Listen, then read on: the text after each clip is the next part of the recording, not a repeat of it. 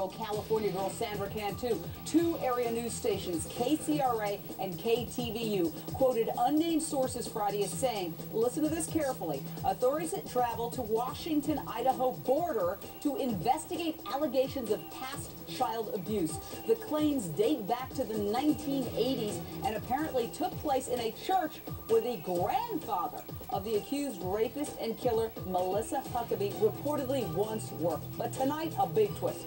An Idaho TV station, KLEW, reports it could find no link between Granddad and the church, suggesting these reports are false. Melissa Huckabee lived with her 77-year-old grandfather, the current pastor of the local Baptist church, where police sources indicate the crime against little Sandra may have occurred in a church, people. And in other stunning news, a judge has ruled that the autopsy of little Sandra will be sealed to avoid public outrage. So much to get to tonight. Straight to my expert panel, Judy Kuriansky, Dr. Judy, clinical psychologist, Mark Eiglarsh, former prosecutor and criminal defense attorney, and Bob Moffat, a reporter with KFBK News Talk 1530.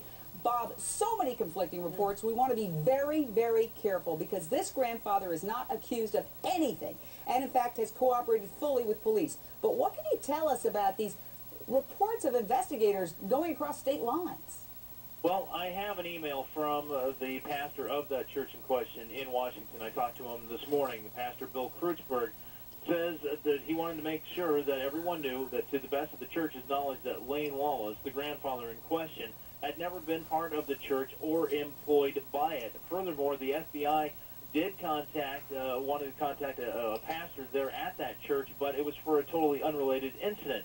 As far as Lane Wallace ever being interviewed in regards to any other case, any reports of that have been unsubstantiated at this time. You mentioned that the autopsy report has not been released, and furthermore that the judges, the defense attorneys rather, withdrew their motion to have a second autopsy on the body of Sandra Cantu, so she will remain interred where she is. The lawyers in the case can now make statements to the media and tell them more about the processes of the case, as the gag order was also partially lifted. Oh, the gag order was partially lifted. Okay, that's interesting, because I thought that they couldn't talk. So how was it lifted? In other words, how will they be able to speak?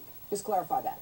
Well, as far as policy and procedure goes, where they are in the case, generally speaking, and also, you know, if there's a motion that's put forth, then what does that motion mean? What are the normal responses to it? That sort of thing. The kind of inside baseball, as it were, of the goings-on of a trial. Right. Both sides can now comment on that. Investigators went back again Thursday to the church where Huckabee's grandfather is the pastor. This is the same place that had crime scene tape around it and from which they removed a lot of evidence, including a possible cot. So there's speculation that this may be, in fact, where the crime against little Sandra was committed, in the church. We've tried to reach out to Huckabee's grandfather, the church's pastor, to get his side of the story. We've been unable to reach him, but he did say he will have a lot to say about all of this when the investigation is over. Mark Eiglarsh, what do you make of all this? Because in cases like this involving children, we have to be so careful not to just, you know, do a blanket of, well, you know, this could be, that could be. It's not like you have adults making accusations. It's a very different thing.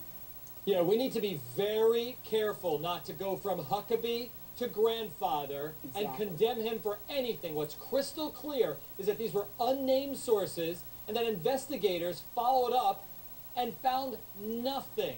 So that's critical. The second thing is they're going to have to investigate all these leads because perhaps she might have done any type of abuse at any of the places that he was also at, and that's critical to her case. But he has done nothing. All right. In court this Friday, the judge ruled the autopsy of little Sandra will be sealed to avoid public outrage. Good. Additionally, the defense has withdrawn their request to exhume the bodies, you heard, and they've also questioned the objectivity of the medical examiner. But what is your analysis, Dr. Judy, of saying we won't release the autopsy results because it would cause such outrage? Obviously, I think that has to be connected to the special circumstance charge of rape with a foreign object. Exactly, and the hypothesis would be that this is so gruesome that it would be horrific for people to know. And actually, Jane, I have been involved in cases where there has been such horrific abuse of children where things have been inserted into a little girl's vagina, God. knives, All right.